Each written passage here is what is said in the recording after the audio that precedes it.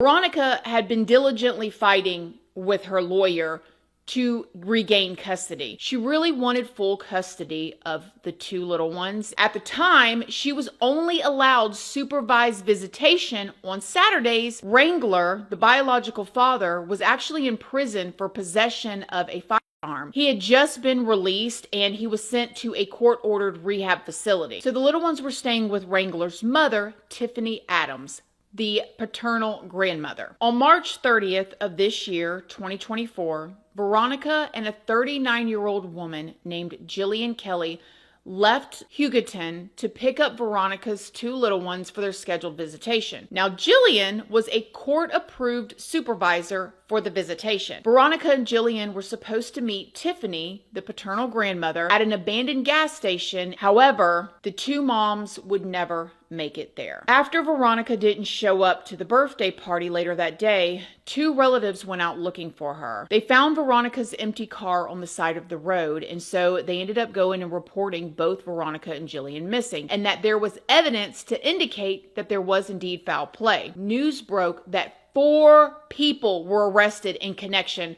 with Veronica and Jillian's disappearance. A 54-year-old woman named Tiffany Adams, who was the grandmother, the paternal grandmother, 43-year-old Tad Coleman, 50-year-old Cora Twombly, and 50-year-old Cole Twombly. All 4 of these people that were arrested were charged with first-degree murder and 2 counts of kidnapping and 1 count of first-degree conspiracy to commit murder. They all pled not guilty, and at this point, again, the media is exploding. Apparently, this group of people that were arrested claimed to be part of a religious anti-government group called God's Misfits. It is said that this is an organization that they actually get together. They meet weekly, either at the Twombly's home or at somebody else's home. It seems that Tiffany, the paternal grandmother, did not want the little ones to be with anybody but herself, and she was allegedly willing to do whatever it took to keep it that way. Now, according to the court documents, Tiffany, again the paternal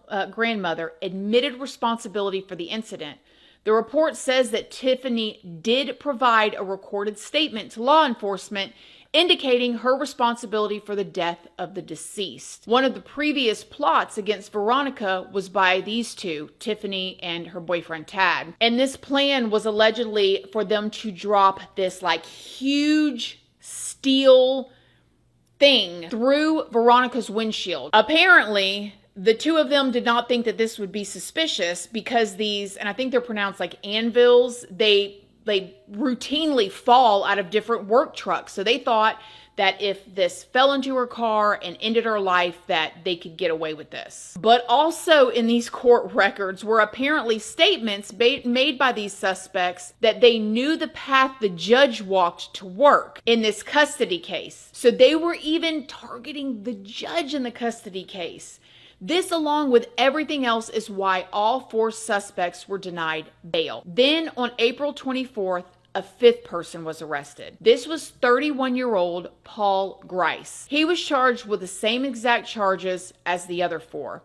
According to Paul's affidavit, he admitted that he was part of the planning, the killing, and the burying of Veronica and Jillian. Court documents also say that Cole and Cora Twombly allegedly had cell phones in a truck that they were driving when they were arrested. Now, these cell phones may have information that links them to the site where Veronica and Jillian were taken and where they were later buried. According to a search warrant that was recently filed, Veronica and Jillian's bodies were found on April 14th after a 2-day excavation of a burial site in a cow pasture. They were found 10 feet deep in a deep freezer. Their bodies were taken by a medical examiner, and an official cause of death has not been released yet. If these 4 are guilty, and they have not been proven guilty yet, that the grandmother may have orchestrated all of this just because of that.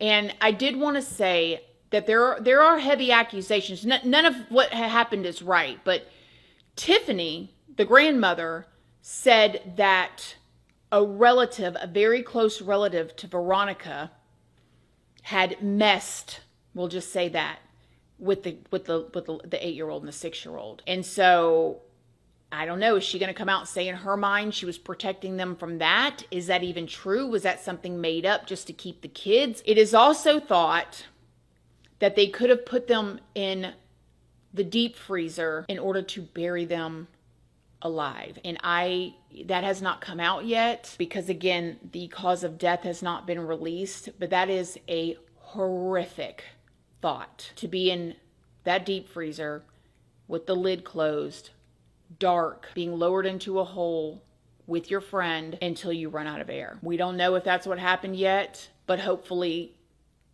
I don't know. And the saddest part about it, obviously, is who is really hurt in this. The two little ones who lost their mother and their grandmother.